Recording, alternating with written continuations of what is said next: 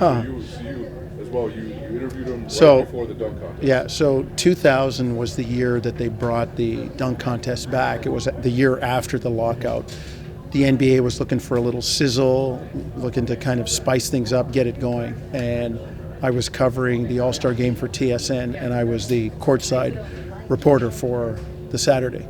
And the Raptors were well represented in the dunk contest with McGrady and Carter, and they had been practicing under the cloak of secrecy back at the Air Canada Centre practice gym, and Vince was ready to do his thing. Everybody had seen what he had done in games, and I interviewed him right before he went out. And for a guy with that flair and ability, he was the interview was underwhelming. Vince was not. He didn't seem like he was going to grab the dunk contest the way he did.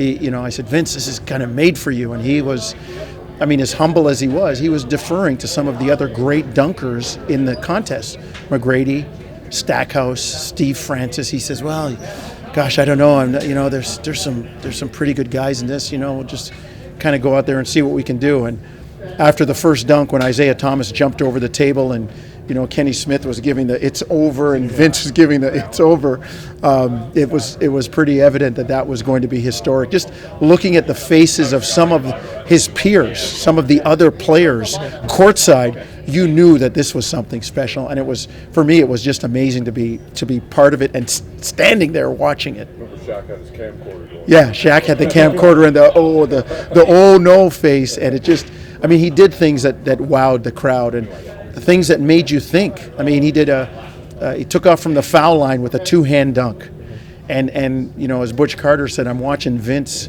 stick his arm in the rim. People don't understand how high you have to get up to put your elbow, put the ball through the basket with your elbow crooked on the rim. So it was crazy. We were talking to Eric Smith about this pregame. Are you a little bit surprised or a little bit disappointed that Vince isn't spending his last year with the Raptors? Well, it's just, to me, it's just the league. If it would have worked out and you had a chance to get him and it would have worked great, but it's all about winning in the end. Vince has cemented his legacy. It doesn't matter where he goes or where he ends his career. Who knows? Maybe he'll sign a one-day contract as a Raptor and sign the retirement papers in Toronto. Who knows? But at the same time, the guy's still a productive player. For kids like Trae Young and the John Collins and those young guys in Atlanta, what better than to have basically a playing legend on your team to talk to and take you through practice every day and to show you the ropes. Would you like to see Vince do it one more time in Chicago? The dunk contest? No. I don't want him to risk anything or get hurt, or I want him to be able to play the rest of the season, and I want to remember what I remember from that one dunk contest with Vince back in 2000. You mentioned Vince's legacy. What is Vince's legacy? Is he first ballot Hall of Famer? To me, he is. Look at how long he's played in the league. He's outlasted a lot of people. Nobody from that draft class is around. Nobody from draft classes after that is even around. He's outlasted those guys. He's still productive. He helped put basketball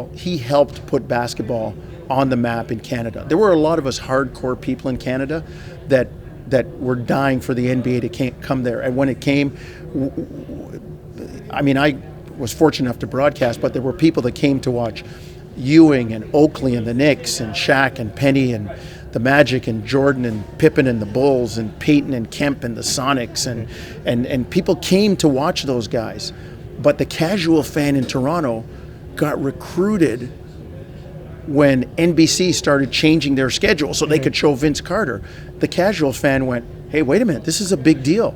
Toronto is a big deal. And so his legacy is that of, helping put Toronto on the map from a basketball standpoint. We're 15 games in? 15 games in. 15 games in.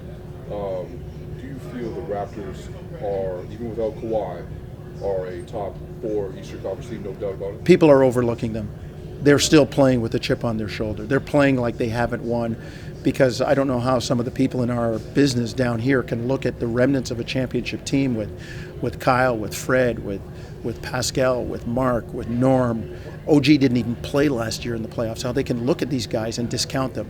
I mean, Doc Rivers said it. The Raptors have the championship rub. They've won. They know what it takes to win. They understand that. So how can you say that they won't make the playoffs or say they're going to be a 7 or an 8 seed? If they're healthy, I mean, they're a good team. Do you think Pascal's proven that he's a superstar already?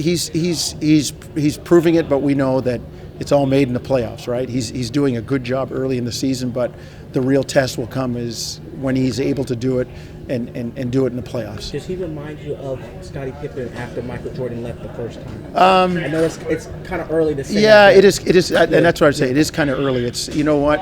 You've been riding in the sidecar. You've seen it. You know how to do it.